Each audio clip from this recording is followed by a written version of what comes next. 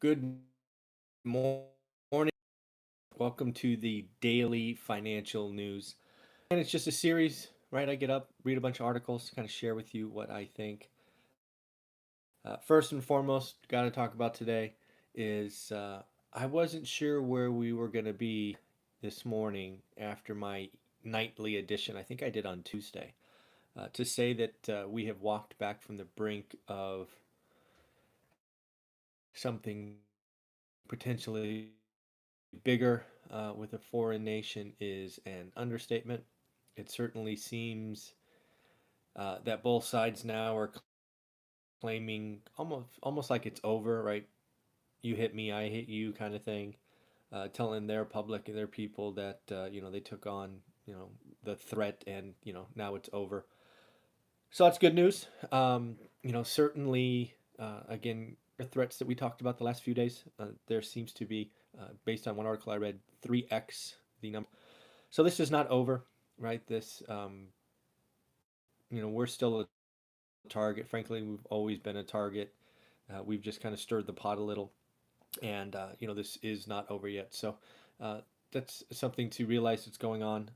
The other thing that's sort of going on is we're starting to see retail results from the holiday season. And at least the first two that came across my desk, Kohl's and J.C. Penney's, man, doesn't look good for traditional retail. 50% of their stores potentially closing. And I think it was Bed Bath & Beyond doing a sale lease back of their real estate.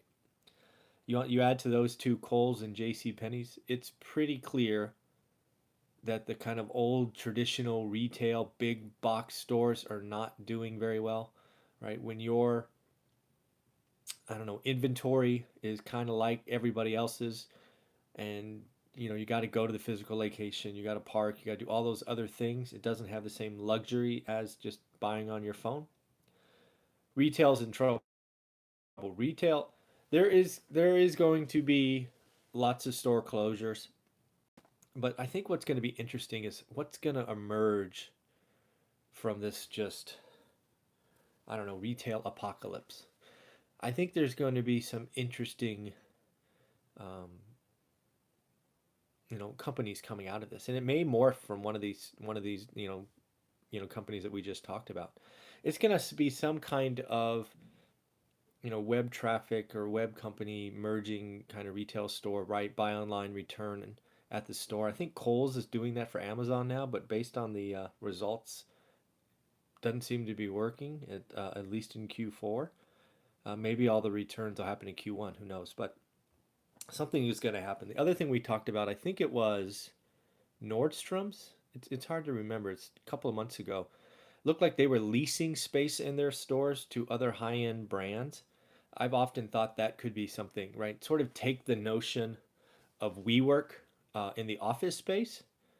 I mean, what's to prevent, J.C. Penney's, just to pick on one that we talked about already, to say, hey, we've got, I don't know, what do you want to say, 20,000 square feet at this mall. We're going to occupy 10,000, but we're going to lease the other 10,000, I don't know, 500 square feet at a time. And oh, by the way, they're the landlord, so they can set requirements. Okay, you can't get outside this space. You have to have this many employees. I mean, I don't. They can set the rules, right? They're their landlord. And then if they do it right, they could lease that half the space. They're gonna they could basically house hack a retail store. This has been something I've been thinking about for a while, and I'm wondering which big box store is going to take a run at that with serious focus.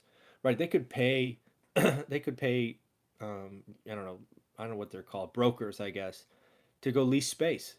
Right? Here's our map. Right? Here's our footprint at Dallas store XYZ. Go lease the space. Here's everything. Here's the price per square foot. Here we go.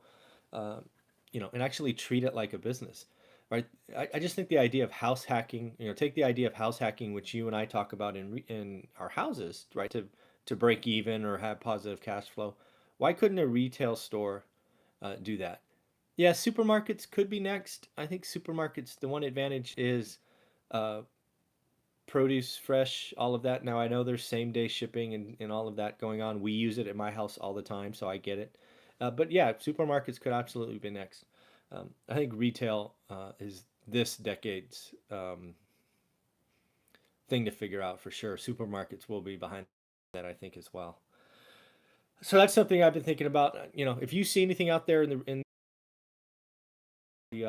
the retail space, send me a note with the link. I'd love to read about it. I don't think retail goes away. I guess that's the point of this, is we are a consumer-based economy, and yes, sure, Amazon will get bigger and we'll be buying more and more stuff on our phone, but I just can't imagine that retail goes away entirely. So that just means it has to evolve, and it has to evolve in a big way. So my guess is I don't know what they'll call it. They'll call it retail store hacking or retail hack, where they're going to start leasing space. So it'll be interesting to see where that goes. Next up, read an article about corporate CFOs from around the world, right? So they kind of segregated US, Europe, Asia, South America, and a large percentage of them saw a slowdown in the global economy in 2020. I actually think this is kind of leftover thinking from 2019. I think, at least in the US, which is where I spend most of my time reading, I think the economy is going to be fairly strong. I think there's going to be a blip in Q4 when we kind of get to that election time, which I'm sure is going to be no fun. It'd be interesting to see what happens with the rest of the world, because I think if we sign this phase one trade deal here in just a couple of days, I think it's next week. That was a drag on the global economy. I think it will be a wind at our back and help everyone. I do think Europe has structural problems from what obviously a biased North American person thinks, right? Um, maybe I wouldn't think that if I lived in Europe my whole life, but I don't, so that's what I think. So I do think Europe is in trouble, and China is going to slow, but still, what they're going to slow from percent growth to 4. That's still growing more than we are, right? Just on a raw percentage basis. So it's going to be interesting. And then finally, unemployment numbers or unemployment claims came out today. Um, it was down more than expected, but however, they're saying that people are staying on longer. So I think everything you're going to see is that people are going to say the labor market is cooling. The labor market is cooling. Uh, cool. I mean, what is this? Cooling from scorching to red hot? I mean, some of these articles from these talking heads is insulting. So, um, especially when again you realize that what used to be a drag in 19 will probably be a wind in 20. That is, business confidence was down because of the trade war. Capital expenses were down because of the trade war. I think we're going to have a big celebration next week when it gets signed, assuming it does. If it doesn't get delayed or changed, watch out. But it's going to be interesting. So again, daily financial news today. It looks like what could have been a very, very messy and tragic and horrible event over there in the Middle East has been walked back. Thank you. That's good news. Retail is in, retail apocalypse, whatever you want to call it, is going on. We first talked about Pier 1, then we talked about Bed and Bath. Now we're talking about Kohl's and J.C. Penney's. Just the hits keep on coming. Corporate CFOs, kind of negative. I think it's kind of left over from 19, but we will see. And then there, except for Europe, I think Europe's in trouble. And of course, the labor market is cooling. But again, what's it cooling from a 5-alarm fire to a 4-alarm fire?